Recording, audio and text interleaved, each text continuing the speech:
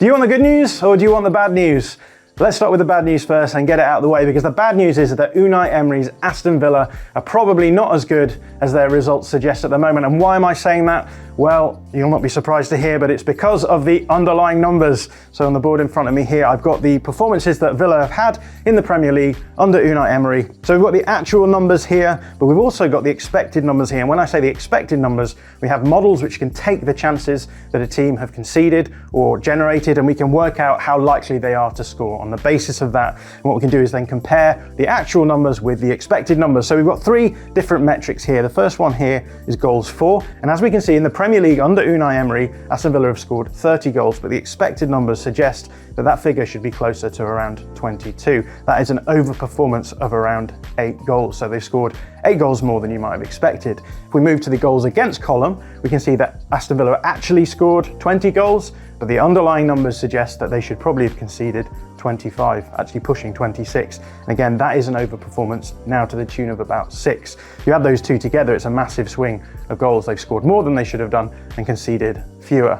And the result of that is that actually their performances suggest that they shouldn't have got as many points as they have. And again, we can use the underlying numbers to work out the expected points that they should have picked up, given the chances that they've conceded and generated. So in this final column here, we can see that Villa have actually put up 35 points under Unai Emery in the Premier League. The expected figures suggest that should be closer to 22.81. That's a massive overperformance of around 12 points. Now there's two caveats here, and the first one is that if we go back to last season and look at the expected points table from Understat, no team gets anywhere close to 12 points of overperformance. The highest is around 9 points. But there is another caveat for Villa fans who are feeling a little bit shaky at this point, and that is that this season, Arsenal have actually put up 12 points of overperformance according to Understat as well. So overperforming your expected points doesn't necessarily mean that you're a bad team. Arsenal are a very good team and they've managed it too. But that doesn't mean that Villa are completely out of the woods yet, because if we look at the expected goals numbers over the course of the season, we can see on this plot that there's not been a huge change between Unai Emery's time at the club and Steven Gerrard's time at the club earlier this season. Now, what we've got here is a 10-game rolling average for expected goals for, that's the blue line, and then expected goals against, that's the red line. Now, expected goals for are good. We want those to be higher than the expected goals against. If you're generating more and better chances, you're more likely to win. On the other hand, this red line here is expected goals against. That's chances that are being generated by the opposition, and you want that to be below the blue line, because when the blue line is above the red line, that means you're more likely to win. So these blue areas are good. These are the areas when you're putting up more chances than your opponents and better chances. And then these red areas are bad areas because the opposition are putting up more and better chances than you are. And as we can see, the Unai Emery period, there's lots of red space here, similar to the end of the Steven Gerrard era as well. So it's clear from looking at the underlying numbers that Aston Villa are getting a little bit lucky. Their results are better than their performances suggest. But this is all very abstract when we look at the underlying numbers. So what I wanted to do was actually just look at the games that Villa have played under Unai Emery in the Premier League. So I've got the list of those games here. What we can do then is we can look at the games where they've overperformed and where they've underperformed according to the underlying numbers. Now there's lots of numbers on this board here. The thing that you need to focus on is the colours. So every game that I've coloured green is a game where Villa have got a little bit lucky according to the underlying numbers. All the games that are coloured red are the games where they've got a little bit unlucky. So the top here, we've got a Manchester United game, which Villa won 3-1. That was the first game that Unai Emery was in charge for. And as we can see, Villa put up 0.6 XG and scored 3 goals. That is not very sustainable. That's a bit of a lucky goal, so we've coloured it green. And if we look at the 17 games that Unai Emery has been in charge for, we can see that there are 6 games coloured in green and only 1 coloured in red. That does mean that they are getting lucky.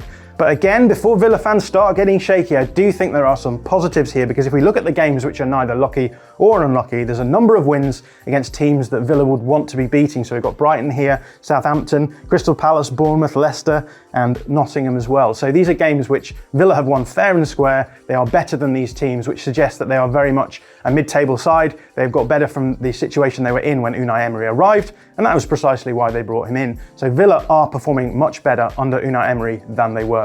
Now, whenever we come across these teams who are doing better than their underlying numbers, I always like to try and find where that overperformance is happening. And when we do that with Villa this season, we arrive at this guy, Ollie Watkins. Ollie Watkins is having a fantastic season. He cannot stop scoring at the moment. And actually something really interesting shows up in his data, because this season, Ollie Watkins is tracking his expected goals numbers. He's put up around 12.2 expected goals according to FBref, and he scored 12 goals. That's pretty much bang on. But when we actually look at how his season unfolded and compare where his actual goals were and his expected goals were, a very interesting picture emerges. So on the board in front of me, we've got a plot which shows the rolling average of Ollie Watkins' goals, that's the blue lines here, but also his expected goals, that's the red line, and this is through the last few seasons. So if we get to the current season, what we can see is that the beginning part of the season, there's a big underperformance. His expected goals are up here, but his actual goals are down here. Now, if we look at the 1100 minute point here, that's actually the moment at which Unai Emery becomes the manager of Villa this season, and as we can see from that point on, his actual goals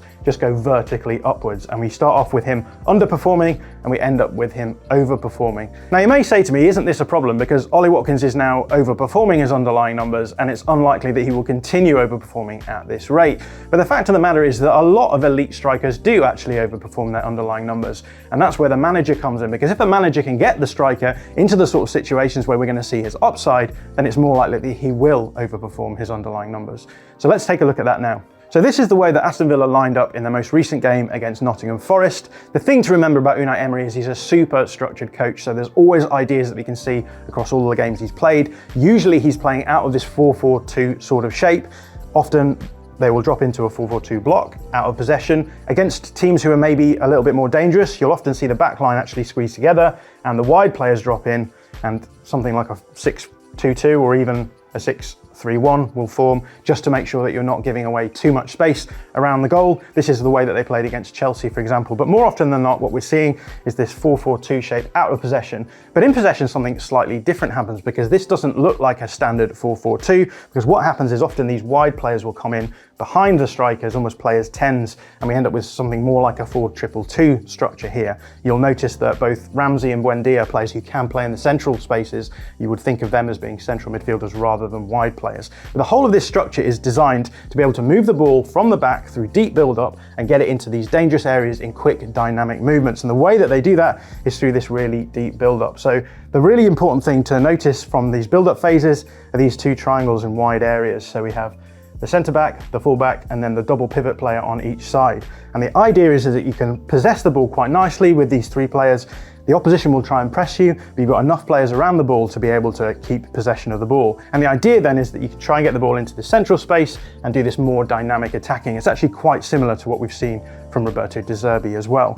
But with the ball in these sorts of areas, Villa can play the ball around. If the opposition are putting them under too much pressure, then they have the opposition to actually bounce the ball to the other side and start the build-up again. And often this will happen either through the double pivot player on one side, so you could maybe bounce it from Luiz, and suddenly now you've got the ball on the other side, or you can do it through the goalkeeper as well. And the whole idea then is that you have enough players around the ball to be able to keep possession of the ball to work it into these advanced areas. And again, what you're doing is you're trying to pull the opposition forward so that you generate more space that can then be attacked. Now, it's worth noticing that when they're building up in these triangles, often the opposite side double pivot player is going to come into a more central space, and there's a couple of reasons for that. One of which is that, as we've said, if there's too much pressure on this triangle, they can bounce the ball into the other triangle using the double pivot. But the overall idea is that you want to build up, evade the opposition press, and get the ball into the feet of this other double pivot player facing forward down the field, because they then have lots of different options where they can play the ball. We've already got the two wide players coming inside, so there's always a couple of passes into these two in the 10 spaces, in the half spaces,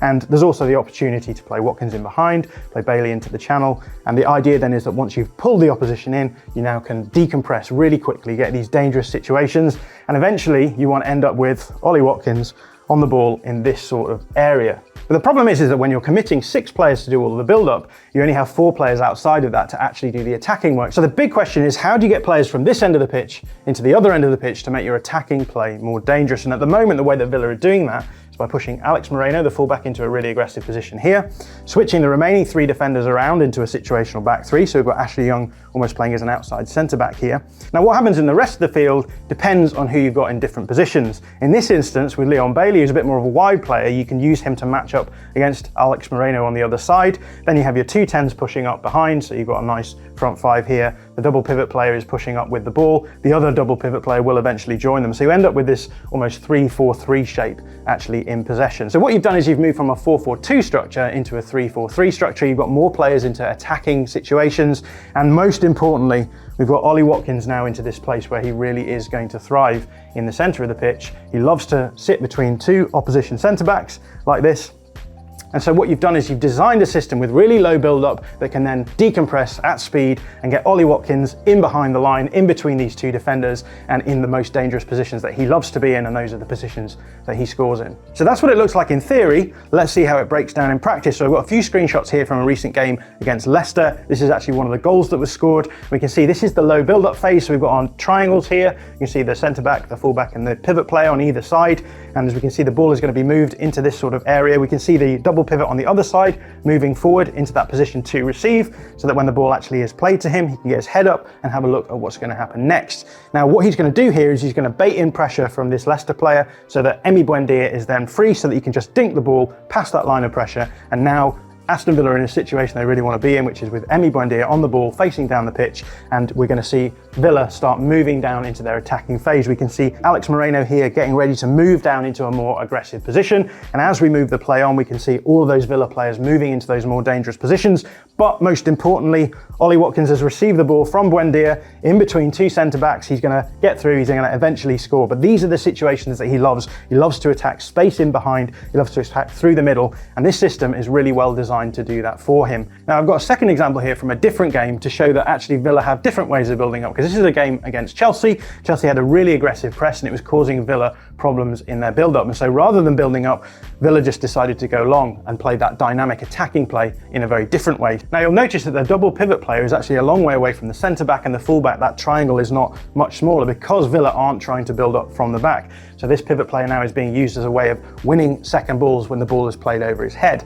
But what we've got here is Emi Martinez playing the ball long. It arrives at the feet of Jon McGinn, who can play it out wide to Emi Buendia. He's going to take a touch inside, back to the feet of Jon McGinn, and then we end up with this really nice situation with Jon McGinn with the ball at his feet. He can play the ball into this channel between the two opposition defenders, into the feet of Ollie Watkins, who runs through. He doesn't score, but he has a really good chance. And these are the sort of bread and butter moments for Ollie Watkins. And in fact, if you go back and watch all of his goals under Unai Emery, the majority of them end up looking like this at some point, with him between the two defenders, looking to get in behind, carry the ball through and score those dangerous chances. So the bad news is that Aston Villa are quite considerably overperforming their underlying numbers, but there is some good news here too, and that is that the system that Unai Emery has put in place is getting the most out of some of his better players, most importantly, Ollie Watkins. So are Villa as good as people are saying they are? The answer is probably not, but with this system that Unai Emery has put in place, they're definitely better than they were, and they're certainly heading in the right direction. If you like this video, please consider subscribing to the channel. The Athletic is home to some of the world's best sports journalists, including journalists dedicated to each Premier League team, so every fan gets the coverage they deserve, not just the big clubs. And you can try it for free now for 30 days. See the link in the description.